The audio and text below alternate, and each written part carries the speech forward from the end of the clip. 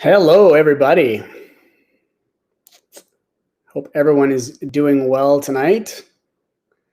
I am just going to make sure that all of our technical stuff is good to go, and then we'll launch right in. Yeah, do me a favor in the chat. Go ahead and let me know where you're tuning in from. Always nice to see people from across the country and sometimes even around the world. Montreal, love it. From Toronto, I know where that is. Absolutely. Dundas, hey Andre, nice to see you.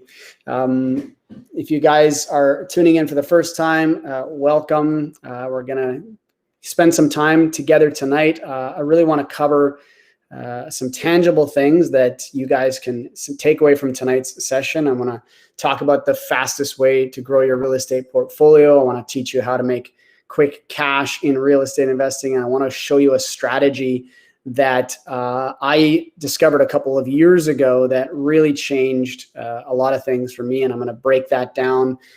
Feel free to jump into the chat with any questions that you have, because I'm sure there's going to be a lot of questions tonight on certain things. So feel free to leave those for me, and I'll do my best. Sometimes I can answer most of them, and sometimes I have to kind of skip over a few just for the time. But I also want to save some time at the end of the session to answer any specific questions, maybe not necessarily to what I'm teaching tonight, but also to some of the other things that you may be dealing with in your real estate investing. So I'll definitely take some questions as we go. So first of all, let me say thank you so much for being here. I know you've taken some time out of your day. I'm so grateful that you have. I've been working really hard on this presentation.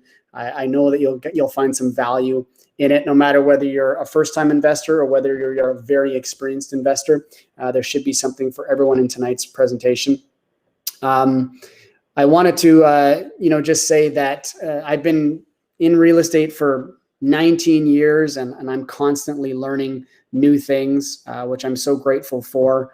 And it's really an amazing career to have as a real estate investor. So super excited that I can kind of pass my knowledge on to you, and and definitely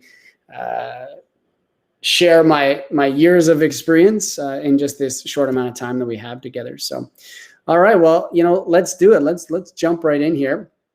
Let me share my screen. This is also a new platform for me. I'm live streaming to a couple different areas right now. I'm live streaming to Facebook and also to my YouTube channel, which I've never done before. So it's pretty cool. I'm seeing the chats come up from Facebook and from YouTube, all in one location here. Great to see so many people from all over the place. So tonight's a little mini masterclass, if you will. We don't have a ton of time. I'm going to talk about some other trainings that I've got coming up a little bit later on, where we have some more time together. But in the session tonight, we only have a little bit of time. So I called this the mini masterclass. For those of you that don't necessarily know about me, I have a variety of experiences that I've done in the past.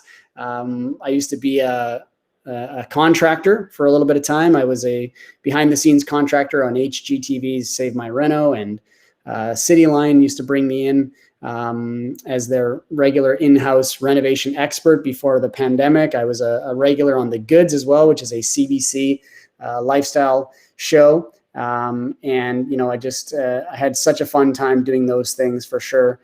You might have seen me or heard me on a couple of different podcasts. I'm sure many of you are familiar with my YouTube channel. As I'm going live to YouTube tonight, I think I just close to about 7,500 subscribers. Super grateful for all of you who have subscribed to the channel and watch the videos and like them and comment on them. I really do appreciate that. It really keeps me going. That's a labor of love, my YouTube channel, but it's been such a cool thing to be a part of. But the first question I always like to ask when I do anything like this is, why real estate? What is it that you are interested in learning about when it comes to real estate? Because there's so many reasons why people get into real estate. So drop them in the chat. I'd love to see why you like real estate. Is it because you want to build long-term wealth? Is it because you love the cash flow? Is it because you want to give back to your local charity? Whatever that reason is, go ahead, drop it in the chat. I'd love to see why people are interested in real estate investing. Multiple streams of income. Yeah, Tracy just said that's a big one as well for many people. Being an entrepreneur, setting your own schedule. There's all kinds of reasons why people love being in real estate. But one of the things that I love about it is making passive income, building your wealth over time. Absolutely, cash flow is a big one. And then, being able to combine those 2 or 3 things in a couple strategies is really great. And so that's what I kind of want to walk you through tonight. But before we do that, I want to tell you a little bit about my story. That tonight's not about me; it's about you guys. I want to show you some really unique ways you can pull profits out of the real estate market, no matter what cycle the real estate market is in. But I do want to tell you a little bit about my very first transaction, because it's going to lend to so much of what we're talking about. So I bought my very first house back in 2002. In 2001, I spent the entire year working over in Japan. I worked at Universal Studios. This is a picture of me in my younger days with my parents. They came over to visit me in Japan. I spent a year working over in Osaka at Universal Studios. And during that year, I was able to save up a little bit of money because I had a per diem, and they took care of us and paid for our apartments and our train passes and our bicycles and our gym memberships. And so I saved up a little bit of money.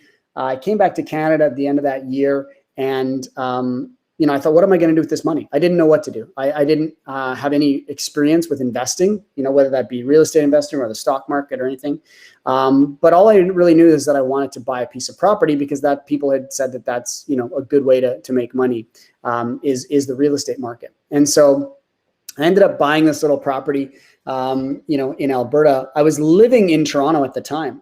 And this was a bit abnormal, I think. And something that a lot of you may want to consider is your first property, or maybe your first investment, or even some of your newer investments, they don't have to be where you live. Because I was living in Toronto at the time, and I started looking at condos in Toronto as a place to live as my first investment. But condos at the time, this is a good story.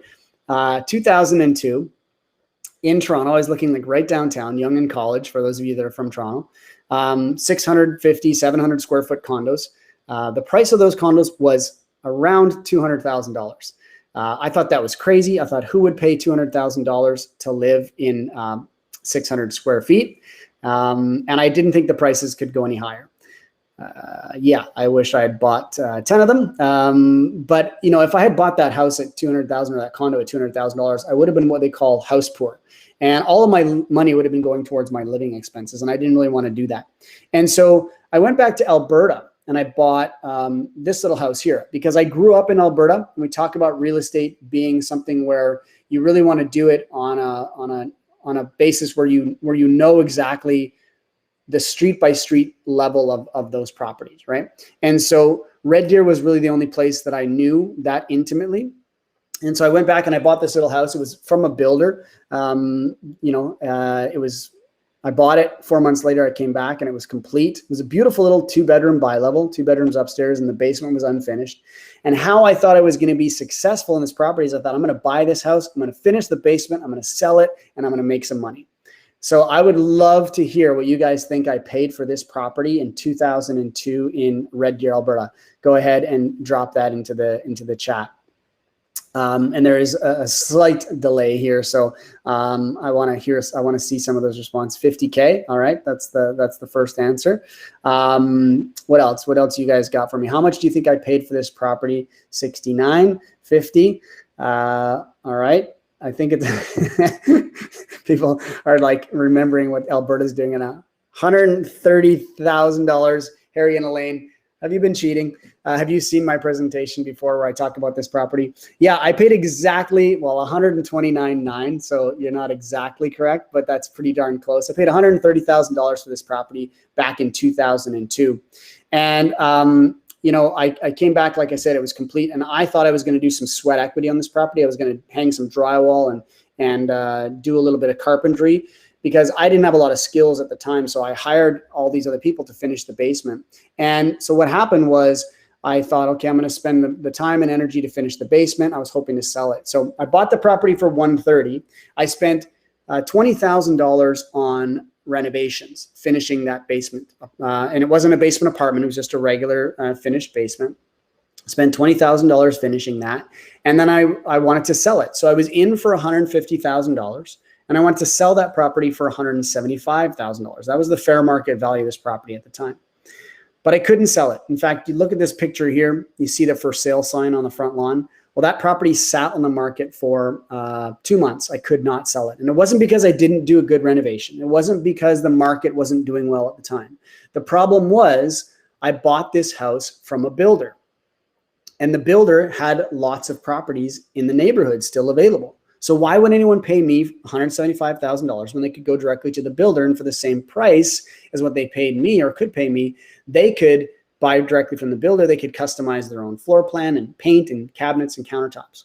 So it sat on the market. It was costing me money every single month. And I was faced with the decision on this property. What am I going to do with it? You know, should I sell it for less money? Maybe have a loss on my very first real estate transaction? Or could I rent it? And then I started looking at the numbers on renting it versus selling it. And what I quickly realized was in real estate, the numbers never lie. But what I realized was there was 4 ways I could make money on this property if I kept it. And there was only 1 way I could make money if I sold it. And I know that, you know, there's a lot of small business owners probably on the call tonight. And you guys will back me up on this. The most successful businesses in the world have multiple revenue streams. Look at McDonald's. McDonald's is one of the biggest companies in the world. Well, how does McDonald's make most of their money? McDonald's has multiple revenue streams, but how is it that McDonald's makes most of their money? Yeah, McDonald's makes, yeah, absolutely, right? McDonald's is a real estate company, right? How do they make most of their money in real estate? Well, they buy up some of the best land in the world, and then they put their franchise on that piece of property. They sell the franchise to a franchise owner. And the franchise owner runs the day-to-day business, selling hamburgers and French fries. They have to buy all that material from McDonald's. They have to pay franchising fees back to McDonald's. But here's the biggest part of McDonald's revenue. They have to pay rent back to McDonald's on the land that McDonald's owns. McDonald's is the world's largest landlord. And last year, they made $5 billion in cash on their real estate holdings alone. That's why they're one of the biggest companies in the world, because they have multiple revenue streams, and in fact, they are a real estate company. So when I started applying the McDonald's model to this little house in Red Deer, Alberta, what I realized was by holding the property and renting it out long-term, there was actually probably a way for me to make more money than just trying to quickly sell it and try to make that money. So let me show you the 4 categories. You may have seen, some of this might be a repeat for some of you guys. Some of you may have seen these things before, but it's okay. It's always a good refresher. And every time I listen to something in the real estate investing space, I always hear something new for the very first time. So here we go. Cash flow, mortgage pay down, market appreciation, and forced appreciation. Let me explain these things a little bit. Cash flow, very simple. That's where we take our monthly expenses and we subtract that from the revenue that we're bringing in. So I'll share actual numbers on this property with you.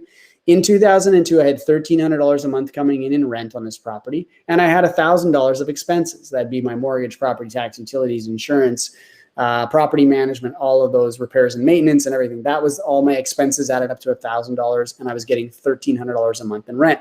So I had $300 in positive cash flow. Now, $300 is not going to change your life. It's not going to be what you can retire on, but it's only one way that I make money in this property, right?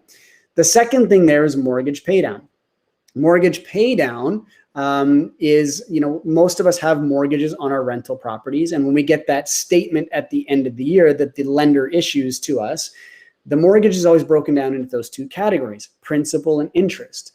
Interest is the cost to service the loan. That's what we have to pay the bank. But the principal amount that our tenants pay down every single month is building equity for us. That's putting money into our pocket every single month by paying down the mortgage. So we have to capture that mortgage pay down as profit, because it absolutely is profit. They're building equity for us over time. Market appreciation is the natural appreciation on the property. So what we bought the property for, what we sell it for years down the line. So in this case, bought the property 2002, sold it 2006. In Alberta, the market from 2002 to 2006 went up. That is the good news. The bad news is the market does not always go up. The market goes up and down and up and down. It always has, it always will. In fact, the real estate market is cyclical by nature. It moves in a circle. The great thing about the Canadian market and the US market is that every time that circle comes up, it comes up just a little bit further than where it was before, outperforming inflation and outperforming the stock market. The other great thing about the United States and the Canadian real estate market is that there's all cycles of the real estate market happening inside of our country right now. So if you wanted to go out and buy into an up market or a flat market or a down market, all of those things are happening right now inside of our country. So if you wanted to go out and try to time the market, if you want to buy low and sell high, you can try to do that. I would advise against it. I see a lot of novice investors trying to time the market. We don't know exactly when the market is going to shift. There are indicators, and I teach that, but we never know exactly when it's going to shift. And if you look at the most successful real estate investors in the world, they're in real estate for the long term. If you came here tonight hoping I was going to share a secret with you that's going to make you a millionaire overnight in real estate, I'm sorry, it doesn't exist. But the good news is that if you're willing to put in time and energy and effort and you do it over the long term, there's tremendous amounts of wealth that can be created with real estate investing. The other thing that I see a lot of novice investors do is they panic when the market starts to go down. And the reason they panic when the market starts to go down is because they do not have enough cash flow built into their equation. And cash flow can come in a number of forms. And we're going to talk about some of those forms a little bit later on.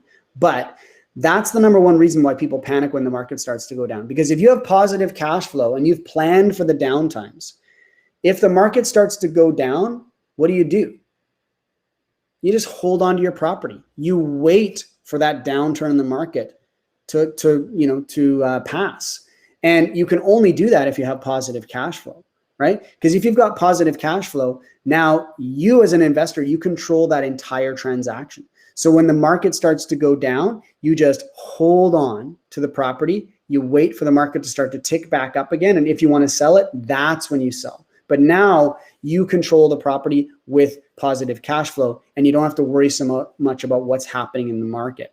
And a lot of times people will say, what's going to happen in the market? What's going on in the market? I'm like, I don't really care so much because I've got positive cash flow and I'm in real estate for the long term. So really important that we have positive cash flow in relation to market appreciation.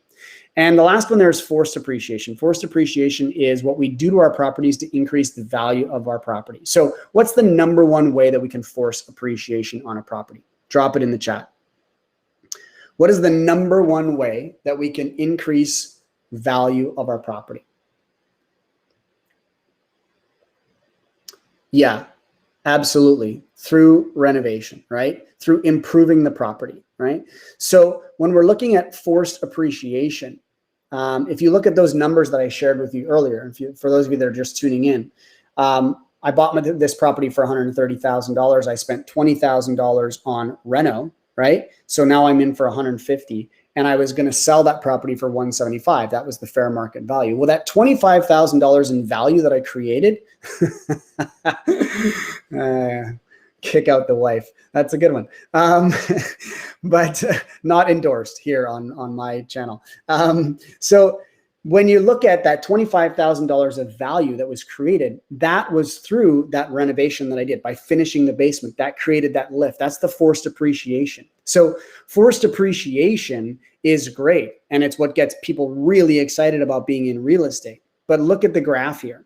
In 2002, the forced appreciation value does not change at all through 2006, because unless I do another renovation of the property, I can't increase that value anymore. But it's what gets people really excited about real estate investing, because they think I can make some quick cash and then I can move on to the next property. And not that there's anything wrong with that, but it's only one way that we can make money in this kind of property. So let me tell you how I finished up on this property, and then we'll talk a little bit more about flipping properties specifically, because that's essentially what I was trying to do here. So in 2006, I sold this property. I put it on the market. I actually put an ad in the newspaper. and I sold it 24 hours later for my full asking price. Now, is that a normal market? Absolutely not. The market was red hot at the time. But after I added up all the money that I'd made through cash flow, mortgage paydown, market appreciation, and forced appreciation, I got a check at the end of, when I left my lawyer's office for $175,000. And I took the $175,000 and I went and I bought 3 more properties. So I went into Ontario now and I bought 3 new properties. And that was the first time I saw exponential growth in my real estate portfolio. That's when I got really excited about being a real estate investor, because I thought if I can go from 1 to 3 in 4 years, maybe I can go from 3 to 6 in another 4 years, and I could really start to see exponential growth in my real estate portfolio. So then I got more excited about these rental properties and the different strategies that I could use with them and the long-term effects of real estate versus that quick hoping to make 25 grand in 3 months time and repeat that, 3-4 times throughout the year and maybe make 110 or 120 grand. That was kind of the original plan. But when you look at the long-term effects of real estate, there's so much more to it than that. Also, I want to say this, that perception of the 25 grand was all just gross profit, right? That's not net profit. And I want to break that down right now, because there's a lot of misinformation out there about flipping properties, because everybody watches HGTV, and HGTV will show you this example over and over again, right? They'll say, okay, you buy a property for $300,000.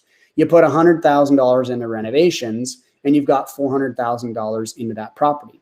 Well, you sell it for $500,000, and you make $100,000, in anticipated profit. They'll show you this example over and over and over again. They're only showing you the gross profit because that's way sexier than the net profit, right? So I want to show you how things actually work. You guys know me. You know that I like to break things down very quickly and effectively to show you how it actually works in the real estate investing space. So let's break this down even more. For those of you that have never done a flip, let's look at all the categories that need to be considered. So here's how a flip really works. We sell a property for $500,000. Absolutely. Don't forget to hit the like button. I don't think there is one here. Maybe there is. Yes, absolutely. Total invested $400,000, because remember we bought it for $300,000 and we put $100,000 into the renovation. So our total invested is still $400,000. And we go to sell this property for, and our anticipated profit is $100,000. So the fastest way to sell a property in Canada is through a realtor. There's no question about it. I'm sure we have realtors on the call here tonight. So I'm going to pay my realtor in Ontario 5% commission, and that's pretty standard across the board. So we're going to pay your realtor about $28,000. Now, I rounded some of these numbers a little bit. They're not exact, but they're pretty darn close. The property, the average flip takes about 8 months of time to complete. 8 months, what are you talking about? Well, 3 months to renovate it, sits on the market for 60 days and has a 90-day closing, right? That's on average how long a flip takes. You can do it faster, you can do it slower, but on average it takes about 90 days. So you're gonna carry the property for those 90 days. If you look at professional flippers, I'm not talking about somebody who's just going to flip a property every now and then. I'm talking about people who have a repeated system that they use over and over again. They do not use bank financing to flip properties. They use private money. That's why the carrying costs are so high. But it's still profitable, as you'll see in a minute. But if you're looking for bank financing on your every single flip project, you're gonna be, you're gonna be stalled. Let's say that, right? So we have to look at other ways to finance. So our carrying costs for 8 months here are $21,000. In order to sell a property, we have to bring in our lawyer and our accountant, right? So our closing costs here are going to be about $2,000. If there's a mortgage on this property, you might have to pay a mortgage penalty, all that kind of stuff, but we're assuming that we're doing a private mortgage. So our closing costs here. Now, the other thing that we have to pay, and we don't necessarily like this one, is capital gains. Because this is a business, this is not a primary residence, so we got to pay capital gains on this money. So now what we're left with is an actual profit of $39,000. Hey, let me tell you what, this is still a great transaction, right? And this is how you can make really quick money in real estate investing. $39,000 in 8 months of time is a nice little payday, right? Especially if you can do this on the side, or you can hire a contractor to do this work, and you can maybe have a couple of these going on at the same time. I love flipping properties to make quick cash.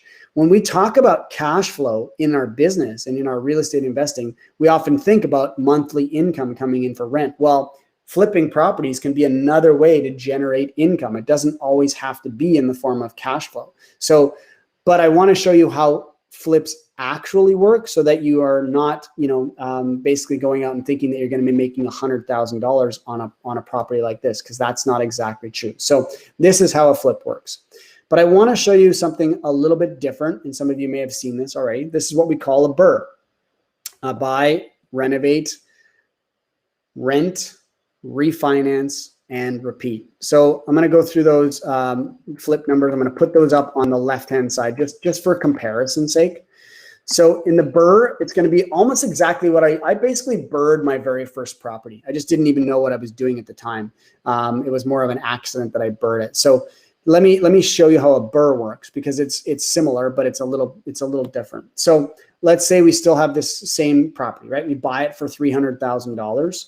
So we're going to put a mortgage on the property, and this could be a private mortgage. This could be, let's assume that this is a private mortgage still, right? Because we need to renovate this property. So we don't want to get into bank financing yet. And I'm going to talk about that a little bit later on. I'm going to show you in my other example why we don't put bank financing on it right away, because we got to pay a bunch of penalties when we break those mortgages and all kinds of things. So put a private mortgage here, 80% loan to value. So the mortgage is going to be $240,000.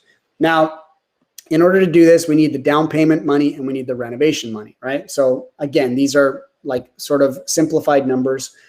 We're going to need about $160,000, $60,000 for the down payment and about $100,000 for the renovation. So then our after repair value is going to be equal to our sale price. So if we're flipping the property or we're BRRRRing the property, once that renovation is complete, if we're going to sell it or if we're going to rent it, if we had an appraisal done, the appraised value should still be the same, regardless of whether we're selling it or whether we're renting it. So that's why the after repair value is equal to the sale price. So we have a $500,000 valuation. Now we get a new mortgage on this property. So now is when I would pay out my private loan at $240,000. And I would put bank financing on this property now, because now I'm going to hold the property long term. So I don't want to put in that bank financing first and foremost, because they don't like it when you're trying to refinance. And if you sometimes tell them, sometimes they won't even allow you to refinance within the first 12 months, right? So if this only took you 4 months, you don't want to be waiting around for 8 months and have your capital sitting there. So this is why I use private financing for acquisition. And then I use bank financing when we're going to hold the property long term. So now we get a new mortgage at $400,000. Well, with that mortgage at $400,000, we pay out the old private loan. That's the $240,000 loan. And then we pay ourselves back for the down payment and the reno costs. That's another $160,000. And we got to pay some carrying costs and we got to pay some legal fees. Now, why are the carrying costs half of what they were on the flip?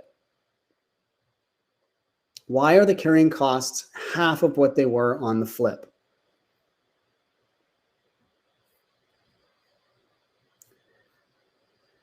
The carrying costs are half of what they were on the flip, because if we're BRRRRing right, we should be able to do this in about half the time that we're doing a flip.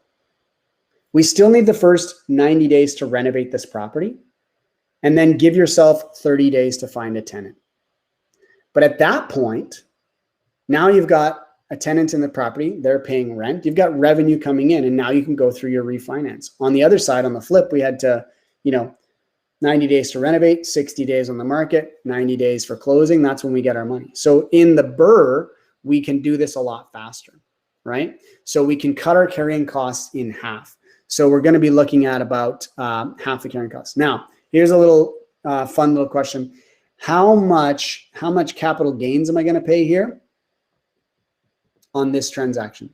What is the cost of the capital gains on a BRRRR? Yeah, absolutely. Seeing some of the answers coming in now. So a BRRRR transaction is 0 capital gains.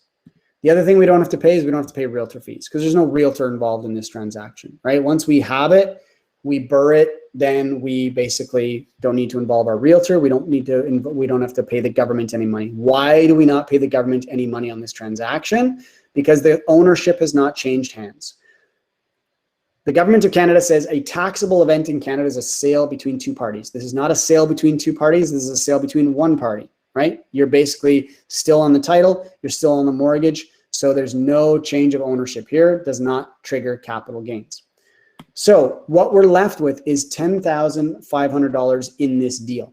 So we started with $160,000 and now we only have $10,500 left in this deal on a $500,000 asset. This is why I love real estate investing, because I've got $10,000 in here. This property, if we're buying the right properties in the right areas, should be generating cash flow, probably in the range of, $6,000 to $10,000 a year. So even after the first year, we have all of our money back. And now we have an infinite return on this property. And we're building equity over time. So the BRRRR strategy I love for building wealth, because now I'm just going to hold this thing and I'm going to just let it run. Let the property build in equity, let the cash flow build, let the mortgages get paid down. And this is why I love the BRRRR strategy for building wealth. I love to use the flip strategy for making money. Let me show it to you guys in pictures. I'm a very visual learner. Maybe you are too. So the flip, we buy a house and then we renovate it. You see how much nicer it is now. I do my own graphics, by the way. Then we sell it and we get some money, right? The BRRRR, we buy it, we renovate it, we mortgage it, we rent it, and then we have the property and the money. So if we did this 3 times, let's say this takes us to the end of a couple of years, maybe even faster. What do we have at the end of 3 years with the flip? Do we have any property? Do we own anything? No, we don't own anything, right? But we do have cash, right? And that's why I say I love flipping properties for building cash. And I'm going to teach you how to flip properties in more depth in my training, right?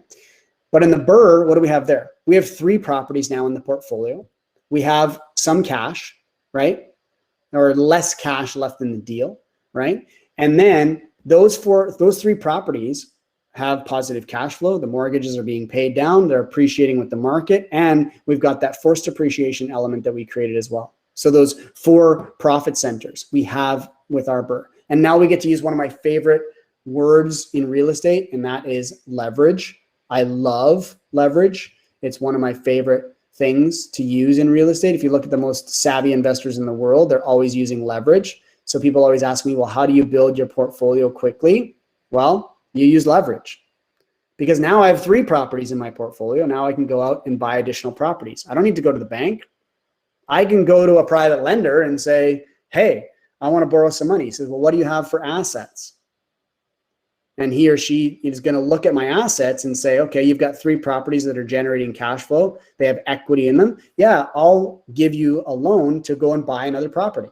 This is how we build our real estate investing portfolio very quickly, right? So now we can go from, let's say, instead of going from 3 to 4 properties, maybe now we go from 3 to 6 and 6 to 12 and 12 to 24. And this is exponential growth in our real estate investing portfolio. And this is the fastest way that we can grow our real estate wealth. And this is why I love the BRRRR strategy for being able to build wealth over time. I want to show you one more strategy because there is a bit of a missing element to the BRRRR strategy. And that is, hey, if we're going to be putting in all this time and this energy, we want to make money, right? So that's why I want to show you this other strategy where we get to make money like a flip, but we also get to keep the property and we get to keep it in the portfolio. But before we get to that, I want to just, a lot of you have been asking about trainings and what I have coming up. So I wanted to kind of just go through a couple of things with you. I'm obviously huge on real estate education. I have had various trainings over my years. I've spent probably close to $50,000 on trainings and coaches and things like that. I do not think that it's necessary with all the resources that are available today. You know, my YouTube channel is one of them. It's a great free resource. But if you're looking for a more, you know, congruent, sort of more packaged way to learn about real estate investing, I am now offering some training. So I love this quote: there can be no learning without action and no action without learning. You can be the smartest person in the room when it comes to real estate investing, but if you can't pull the trigger, you'll never make any money as a real estate investor. So that's the other part of it too, is that it's not just about, you know, learning, it's also about taking action, and it's about having the confidence to take the action. Well, where does the confidence come from? The confidence comes from knowing what you're doing. If you don't know what you're doing, you're going to be like scared, right? But if you know exactly what you're doing, you're going to feel much better about making the decisions that you need to make. So let me just break down what's involved in my masterclass. These are 2-day events. So we do a Saturday and a Sunday session. 12 hours of education over the 2 days. So they're 6-hour days. Training, Q&A is part of that. I do a little lunch and learn session. So we'll have a little lunch break, but I'll stay on and answer questions, and I want to teach you guys over the lunch break as well. You're going to get exclusive spreadsheets and my pro formas that I use in my business every single day. This is probably the number one question that I get. Hey, do you have a good recommendation for a lawyer, an accountant, a realtor, a bookkeeper? These are all people that I'm going to bring to you. I'll give you a list of all the service providers that I use in my business across the country. And so if you're looking for somebody, you don't have to use these people, but if you are looking for somebody, it's a good first step to say, okay, you know, this is somebody that I use in my business, and you can interview them and go through the process with them on whether you want to work with them or not. But at least it's a starting point. Live case studies. I love actually bringing in live case studies and breaking them down and doing deal analysis. And then after the training is over, you're going to get 3 months of group coaching. So if you're working actively on a deal, because a lot of people will say, well, this is great, I have this knowledge, but then what happens after that?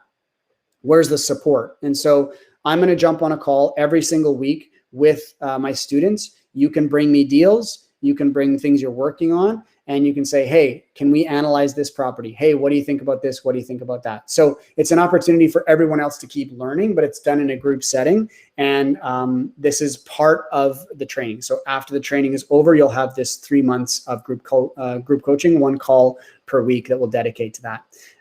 There's 1 login per household because we're doing this virtually, doing this online.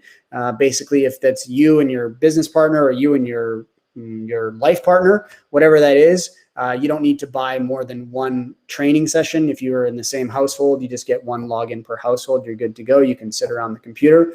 And I also wanted to say that, you know, money back guarantee is really important to me. It's important that you guys are satisfied with everything that I do. So if for some reason you weren't satisfied, like, hey, this is not exactly what I thought it was going to be, you know, all you got to do is just ask me for your money back. I will gladly refund you. No problem there. So when are the trainings coming up? There's one coming up this Saturday and Sunday, September 25th and 26th. The sessions will be recorded. So if you need to go back and watch them, you can absolutely do that. If you have to step out for an hour, you can absolutely do that. And then there'll be 2 level 1s, September 25th and 26th, October 23rd and 24th. And then there'll be 1 level 2 session as of right now. So this is November 6th and 7th. As I mentioned, we go about 6 hours a day, 11 a.m. to 5 p.m. Eastern Standard Time. And so that's good for the people in the West. You'll be starting around 8 a.m., finishing at 2 p.m. And for those of us in the East, and then in the East Coast, in the Maritimes, you'll start at noon and go till 6 p.m. So it really works for everybody. It's a nice little time frame. What are we going to cover? Level 1, we're going to cover. I'm not going to read all these things. There's way too many things here to read, but you guys can kind of see what's on the screen. Level 1 is, I would say, it's a good refresher for those of you who are, in real estate or have been in real estate for a little while. So you're going to get, the BRRRR strategy. I'm going to bring in my mortgage broker to talk about financing. We're going to talk about how we calculate ROI. We're going to talk about flipping properties, property management, placing tenants, all of this stuff that you need to know as a real estate investor. RRSP and TFSA investing. A lot of us aren't even familiar with how we can invest with our RRSPs and TFSAs. We can do that inside of real estate, no problem. A lot of times we think that there's only one time we can do that, and that's the first time home buyers plan. But there's so many other ways we can invest with our RSPs and TFSAs. So I'm going to teach you how to do that. And then when we get to level two is a step up. Now we're talking about investing in apartment buildings, building multiple income streams. We're going to talk about some advanced financing techniques, land development. If you want to go and buy, 2 single family lots and put them together and build, 8 townhouses, something like that. That's land development. We're going to talk about, some securities rules. There's rules and regulations when it comes to raising capital in Canada. You can't just go out and borrow money from people, right? So you have to know the securities rules and regulations. We're going to talk about zoning and density. How do we create density in a building? And then we're going to go through some of these other things as well. So that's the level 1 and level 2. The level 1 price is $9.95. The level 2 price is $12.95. So you can purchase these separately. That's not a problem. But what I did is I bundled these 2 products together because most everyone was saying, look, I want to do both the level 1 and level 2. If you're excited about the level 2 stuff, the level 1 is a bit of a refresher. That's amazing. If you're excited about level 1, but you also want to do level 2, I put them both together. So the offer is $12.95 for both the level 1 and the level 2. So I'm going to leave a link in the chat for the website, and basically you can go there and you just put in. So there's that one there. So all you need to do is enter the promo code, and that promo code is 200 VIP, and that's going to give you the $12.95 pricing, because right now on my website it's $14.95. So use the promo code 200 VIP, and then you can get access to the training. All righty. Any questions about that before we move on? If you have questions, go ahead and drop them in the chat. Otherwise, we're going to get to our main event tonight, which is this strategy that I love.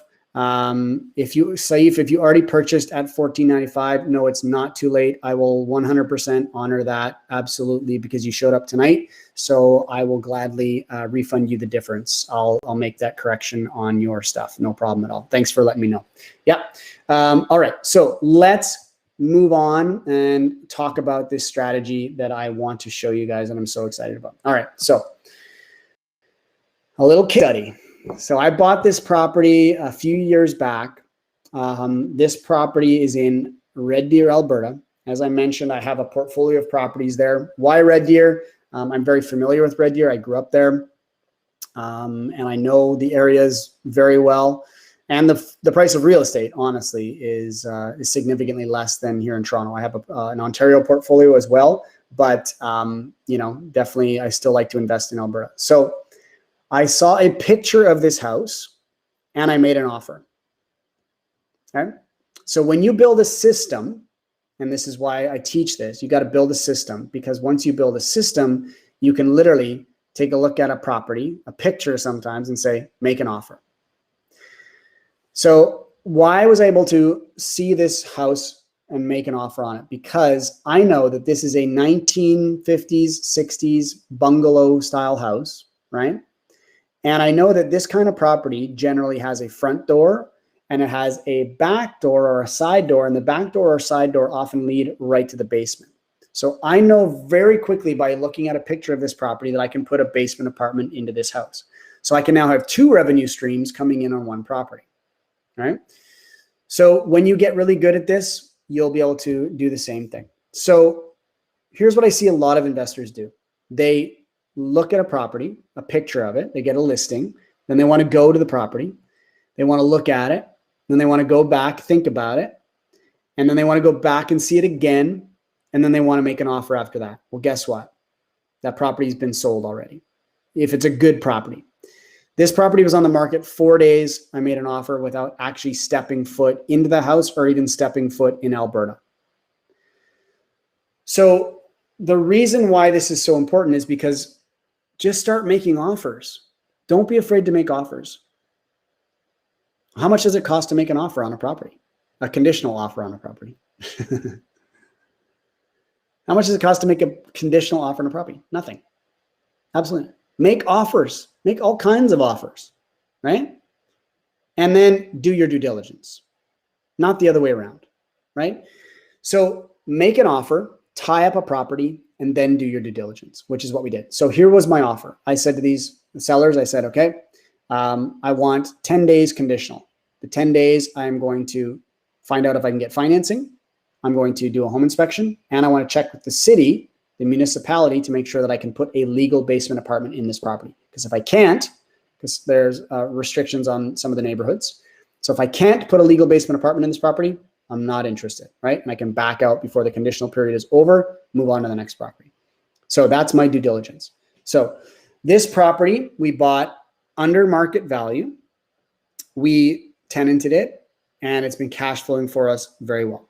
So the front of it is not much to look at, but let me show you the picture. So this is what we did to this property, to the outside of it. Guess how much we spent on that work alone? We removed the awnings. We took down the crappy yellow vinyl siding off the front. This wood stuff behind it. We painted that. We trimmed the hedges. We painted the front stair. That's pretty much it, right? I think we spent here less than $1,000 on improving this property. So we don't always have to spend a lot of money to increase the curb appeal. Sometimes it can be very simple, right? So spent about $1,000, but what a difference that this makes by looking at the front of this property, right? So you don't always have to, break the bank when it comes to renos. Okay, so we purchased it under market value. We legally suited it, and it's been cash flowing for us very well. All right, so let's talk about numbers. So the asking price for this property was $260,000. The asking price is a suggestion. It's not what the property's worth, right? So the asking price was $260,000. It had been on the market only for, like I say, 4 days. So am I going to get a great deal? Probably not, right? But that's okay. We got them down to, I think it was $254,000, right?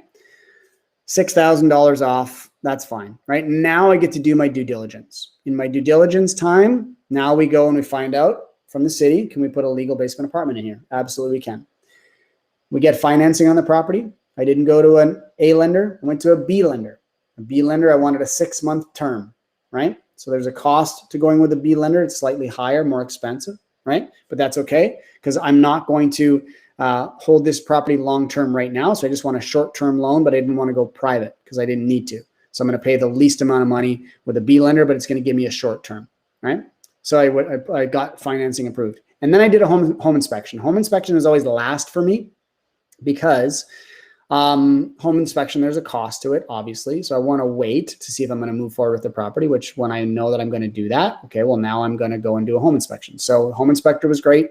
Went in there, checked everything. He put in the main bath upstairs, he filled up the sink, filled up the toilet, and then he opened up the drains, flushed the toilet at the same time, as well as he did that with the kitchen sink as well. So that's a lot of water in the system right away. And then he went down into the basement and he checked on what was going on in the basement. Well, in the basement, there was a sewer backup. So in the shower drain, the sewer water started backing up into the shower. So we immediately know there's a problem. So then we hire a secondary inspector. They come in with the camera. They scope the drain. They find out that there's a collapsed pipe there. And so now that's about a $6,000 repair because I've got to break up the concrete and I have to repair that pipe. So we asked for a $6,000 reduction on the purchase price and we got it without a lot of questions asked, right? So now we have this property, we've removed conditions, we have it under contract we've removed conditions, we're firm on this deal at $248,000. Well, because the bank is financing it, the B lender is financing it, they're going to do an appraisal, right? They did a proper appraisal. The appraisal came back at $260,000. Did I buy this property $12,000 under market value? Absolutely. So we can make money. We can force appreciation through renovation, but we can also force appreciation by buying under market values, because I already have $12,000 of value in this property because it got appraised at $260 and we only paid $248 for it, right? So now I put the mortgage in place. The mortgage is $186,000. I had to go with a B lender. So I say we put a slightly higher down payment on it. We pay a little higher interest rate, and there's a lender fee as well, right? So that's all factored into the costs here. And then we separated out the electrical. So there's, there's basically 2 meters. And so you can split up the electric, right? So now we spent our total capital into this transaction is $107,000. So $107,000 are our total capital. So the property is now renovated. I put tenants in place. And now I take the property and I sell it to another investor, but I retain 50% ownership in the property. I'll say that again. So I bought it, I renovated it, I put tenants in place, and I sold it to another investor, but I retained 50% ownership in the property. So who decides what the sale price is in that situation? Drop that into the chat. Who decides what the sale price is on this property now? Yeah, the owner, me, right? So I sold this property to them, to my business partner, for $320,000. Now I have to be careful that I don't overprice this property, right? Because it won't appraise for that.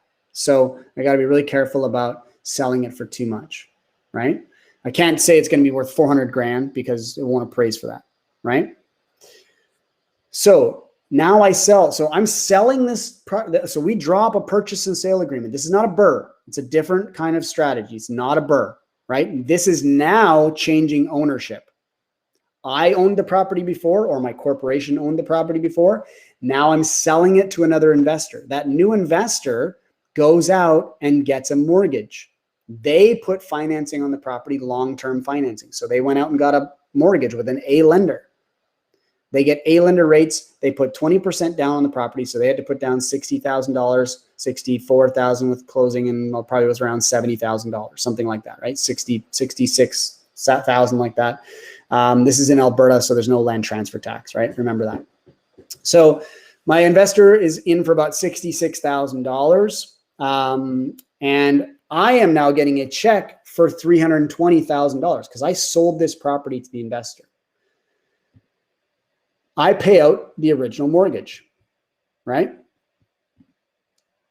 I pay out. And so what I'm left with is my initial profit of 136. Now, let me ask you this question. Why is the mortgage 184,000 when it was 186,000? Well, I had this property for 4 months renovating it. So we made a couple of principal payments because of the B lender. So we did pay down a little bit of principal. That's why that number has changed a little bit. So we are left with $136,000 in profit. So now I pay myself back my initial capital, $65,000. I pay myself back my renovation money, $42,000. I have to carry the property for those 4 months, cost about $3,000 to carry it for those 4 months. I have to pay the legal and the joint venture agreement. I'm drawing up a joint venture agreement, and I'll explain why I did that in a second, right? So I'm drawing up the legal, the joint venture, and I'm paying half of those fees because my business partner is paying half and I'm paying half. So they were about $2,000 for both. How much capital gains am I going to pay here on this transaction? Because there is a sale. I'm selling the property to my business partner, but I retain 50% ownership.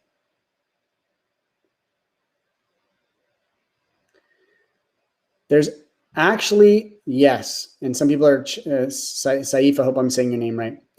Saif's getting the answer here, and he's saying, you've not fully sold, right? I still hold an interest in this property. How do I hold my interest? I hold my interest through what we call a bearer trust agreement, and I hold my interest through a joint venture agreement. The joint venture agreement is for the lawyers, right? That says, I own 50% of this property. The bearer trust agreement is for the CRA or for the IRS. And I say to them, I haven't liquidated my interest in this property. It's just changed names, right? So the bank thinks that I've sold the property, but the IRS or the CRA, they do not, because I have this bearer trust agreement in the background, right? So that's how I avoid paying capital gains on this transaction. So now what I'm left with is $25,000 in profit.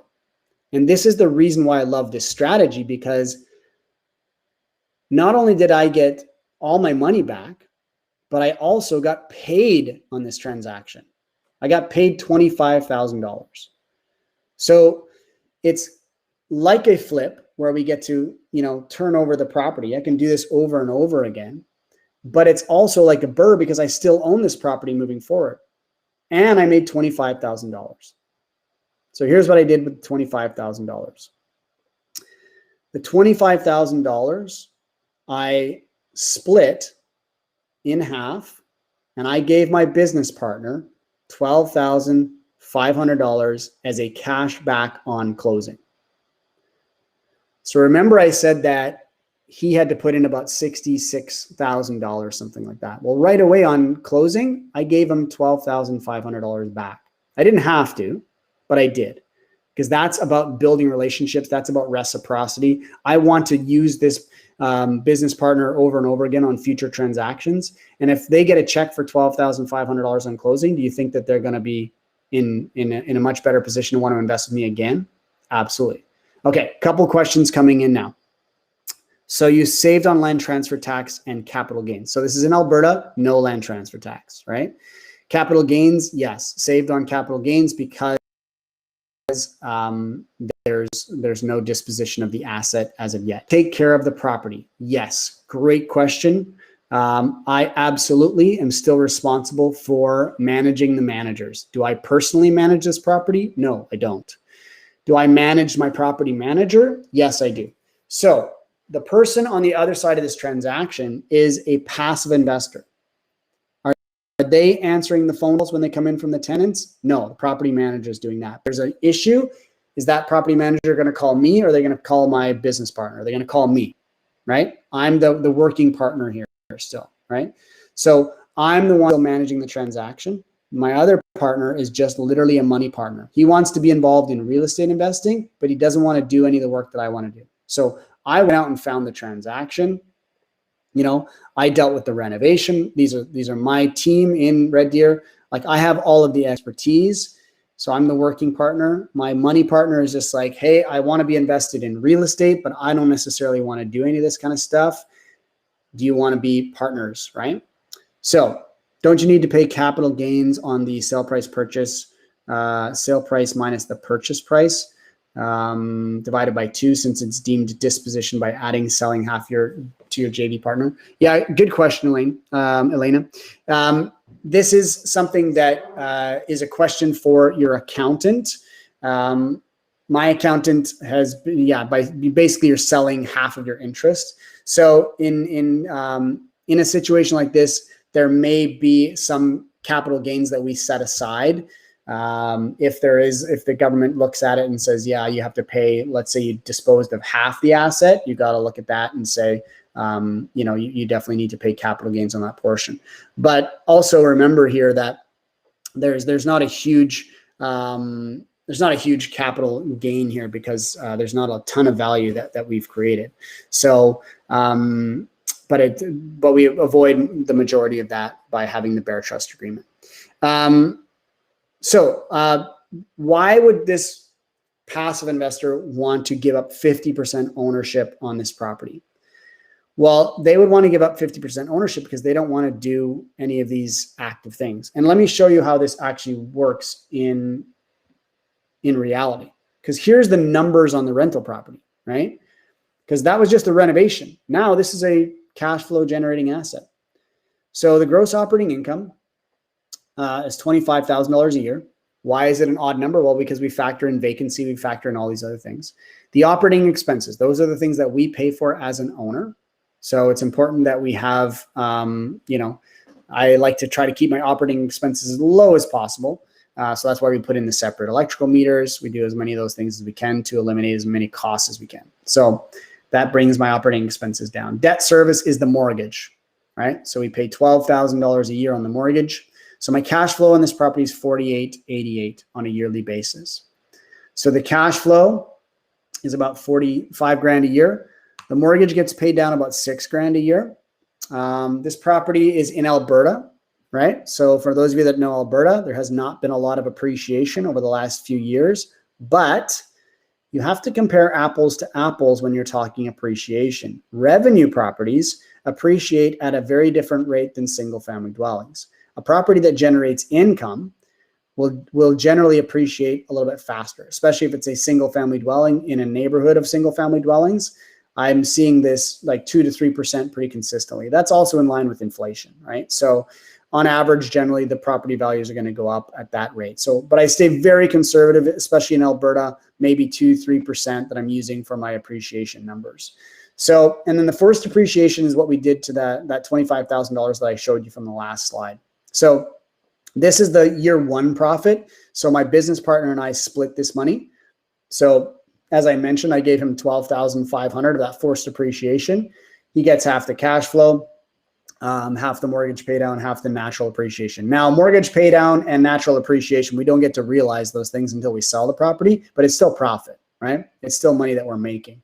So why would my partner invest in this deal with me? Well, because in year one, he's made about $22,000, $22,500, and his initial investment was $66,000, right? So he's making a 30% return on an annual basis in just the first year, right? So this is why, is that a good deal for him? Absolutely.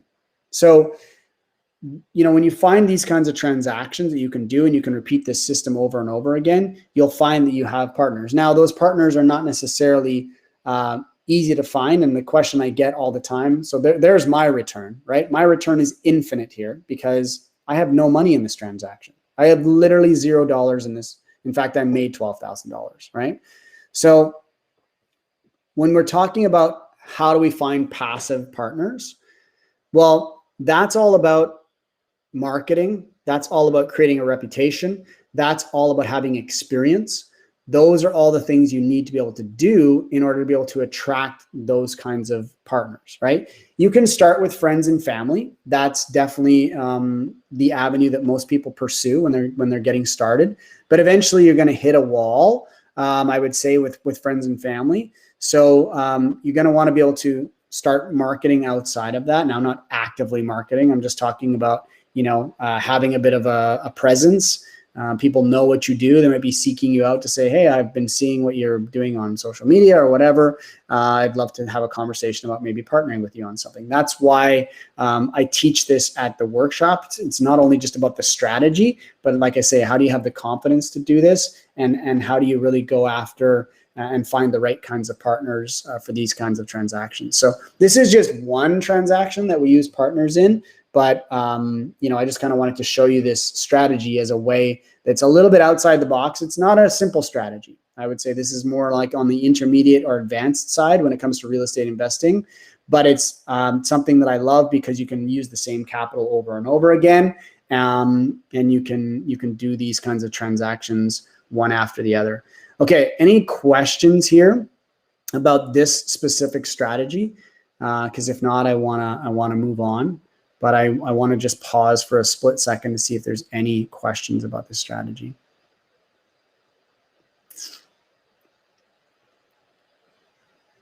Going once, going twice. All right.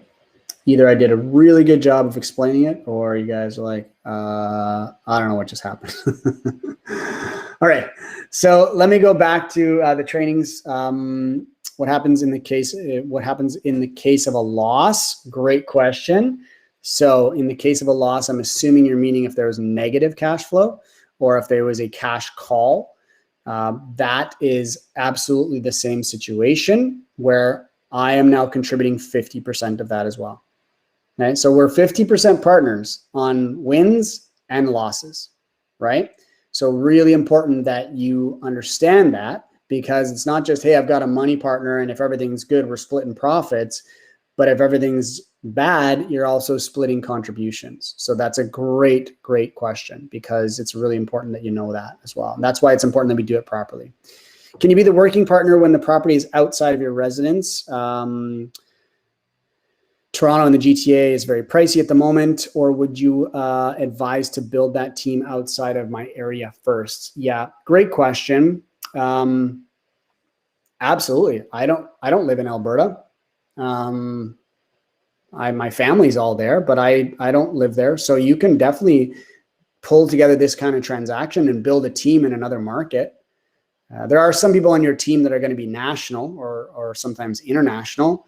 But they're not necessarily, and you don't, like my accountant is somebody who deals with my portfolio across the country and in the US.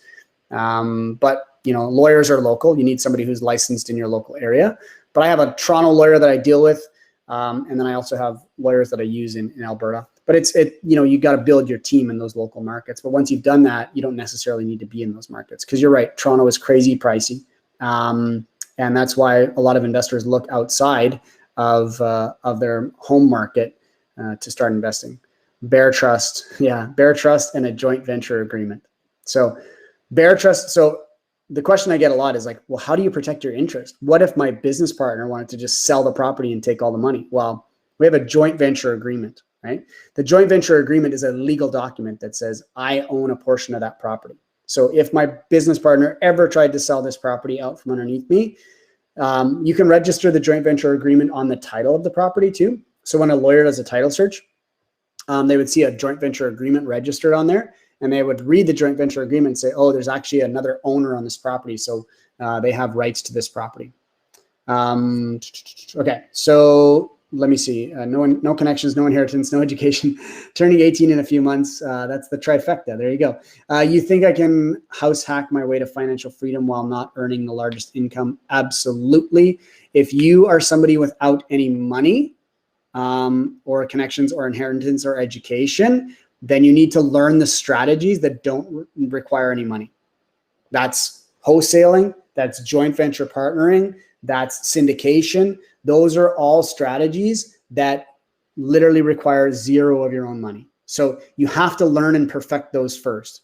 And a lot of ways that people do that when they're just getting started is, they might be offering to manage properties, do other things. So they're making income while they're doing it, but they're also learning, and you're also offering your services to somebody. Yes, you don't need a large income to start investing in real estate. Absolutely not. What do I consider a good ROI?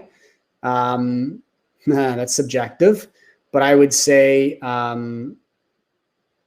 for me, when I'm looking at good ROI for me is different than good ROI for my partners. Good ROI for my partners is, I would say, anything double digits on a consistent return, because they're going to get probably less than that in the stock market. That's where your main competitor is going to be, the stock market, right? People get like, oh, I got money in mutual funds and it's making 7 or 8% per year. And I'm like, yeah, it's making 7 or 8% per year. But what they're not showing you is the management fees. You're probably netting out around 4 or 5%, right? So for me, that's why I love those double-digit returns, 12 to 15% in the real estate market, because now I can have solid business partners that are excited about being in real estate. What's the difference between a bare trust agreement versus the JV agreement? Good question. The difference is the JV agreement is the legal agreement that says I'm an owner. The bare trust is just for the tax man, right? The taxes are not having to be paid through the ownership, through the bare trust agreement, if that makes sense. So that's the difference, right? Yeah. Thanks, Aaron. Sorry. Thank you, Aaron, for the kind words about the channel. Always love providing value. So I'm glad you're getting value from that. Question, wondering what is the pros and cons of between using the bare trust versus the rollover Section 85, the CRA approach, to transfer the title of my property to the holding company. Yep. You can do that. you can roll it over with Section 85. There are some nuances to it. But yeah, it's a question for your accountant what the best structure is. So there may be some implications there with the rollover. So you have to really figure that out. And then the other thing too is like if it's a rollover, you still have to have money left in that transaction, right? So that's why I like the flip to JV. If we have exhausted our HELOC and banks won't lend to us anymore, would we be in a situation similar to zero money? I'm going to challenge the banks won't lend us any more money because I rarely use the banks for financing my real estate transactions, at least in the beginning when I first acquire properties. So I'm going to challenge that a little bit to say you just might not know what's available to you. So yeah, you may want to take a look at that. But also, if that's the case, then yeah, you just focus on those other strategies that don't necessarily require a ton of your own capital. Would this strategy work in markets that pay land transfer tax? Yeah, absolutely. Good question, James. Yeah, the land transfer tax is just, it's a little bit of a bummer, but it's not a make or break situation. So I would say that, you don't necessarily need to be in a province where you don't have to pay land transfer tax to make this successful. It's just a bonus in Alberta. Yeah. Alrighty. I'm going to, let me just go back to this slide because I wanted to just kind of show you guys again where everything lines up. The level 1 and level 2. Those are the things that we're going to cover. And I mentioned the dates coming up. So the first session is this Saturday, Sunday. And then I've got one 3 or 4 weeks after that. And then there's a level 2 in November. And again, you can use the code 200 VIP on my website for that bundle. So any final questions here before we wrap up? I went a little bit over. I was hoping to be done in an hour. I talk way too much, but I'm just trying to provide as much value as I can to you guys. So I appreciate you sticking around here. And I appreciate you for tuning in. I'll answer any questions right now, any real estate questions. Let's keep it specific to that. Thanks, Tim. Appreciate it. Yeah, glad it was informative. How long will the recording be available? Yeah, good question. I don't know the answer to that question. I don't know that it's indefinite, but it'll definitely be for the 3 months that we're in the group coaching. So, if you're wanting to go back and review, absolutely. I'm not going to, the day after the training's done, take that recording away from you, because sometimes people need time to process. They like to hear something and then like to go out and apply it. And then they want to be able to go back and say, oh, let's listen to that section again that Darren did. Really important to have that time to process. So definitely for at least those 3 months after the training's done. Yeah. Good. Thank you guys so much for all the love in the chat. I really do appreciate it. You can obviously tell that I'm super passionate about what I do. I love teaching. And I know that many of you are already signed up for the trainings. I just want to say a couple things. One is that I know there's a lot of people out there doing free webinars and then selling you a training and then selling you another product after that. They get you to the sort of 2 or 3 day training and they'll say, okay, well, now you're going to spend 15 grand on coaching and $25,000 on a membership. I have no interest in that. It's not what I do. I really just want to provide value. That's why I can condense my trainings into 12 hours, because I'm just teaching. I don't have to try to sell you another product. So that there's no upsell in my training. It's just literally education. And then you get the 3 months of group coaching after that as a value add. Again, there's no other product that I'm trying to sell you there. So just wanted to make sure I mentioned that. I also will cap these trainings at 40 participants. I think it's a good number, but I don't like to get above that because it gets too, I want to be able to answer your questions. And we're not in this style for the trainings as well. So the trainings will be Zoom. I'll ask that you have your cameras on when you can, And, basically we're kind of like going back and forth. If you have a question, you can unmute yourself. You can ask me. You don't have to write it down in the chat, so that they're more interactive than this session. It just gets a little crazy when we do the interactive session here. What's the difference between this and the 12-week course? I'm no longer offering the 12-week course. I found that it was actually just stretching things out, and people wanted to learn it in a condensed format. So that's why I've gone to these 2 weekends. Same amount of training, same amount of times, 24 hours of training if you're doing level 1 and level 2. It's just combined over 2 weekends versus stretching it out over 12 weeks. And then you still get the group coaching after that. So you can still have those 12 weeks. It's just 1 hour after that, basically. Yeah. Yeah, it was on my website for a while, but I ended up switching over to this stuff. Alrighty. Hey, thanks, guys. I really do appreciate all of the questions and the interaction. Super excited about the upcoming training. I've been working really hard on putting everything together. It's looking like it's going to be a solid training. I'm so excited to deliver it to you and hopefully take you to that next level, because I tell you what, in real estate investing, it's not a matter of if you need to spend money on your coaching and training, it's a matter of when. So if that time is now for you, I would say take advantage of it.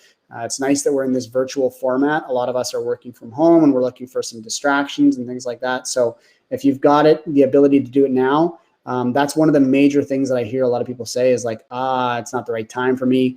There's not really a time that there's going to be a beacon of light shining down on you saying, go and be a real estate investor. So, if you have the ability to do it, I would say do it now. You'll never regret it. Thanks so much for all the love about the YouTube channel. It's a lot of fun putting together those videos together. I'm kind of cannibalizing my audience tonight because I did release a video. It's actually the video. It's one of the ones that I haven't done before. I kind of talk about the TFSA maximizer strategy because it was a really popular video of mine, and I got a lot of comments on it. Some pretty good and some not so good. So I actually had a lot of fun putting that video together. Will I be able to email you in private to ask a couple of questions regarding real estate investing? Absolutely. Shoot me an email, info@darrenvoros.com. Happy to answer any questions that anybody has. All right, with that, I'm going to say thank you guys so much for tuning in. I hope you guys have a great night. I look forward to seeing you at one of the upcoming training sessions, and let me know if you have any questions. Otherwise, we'll see you all very soon. Thanks, everybody, and have a wonderful evening.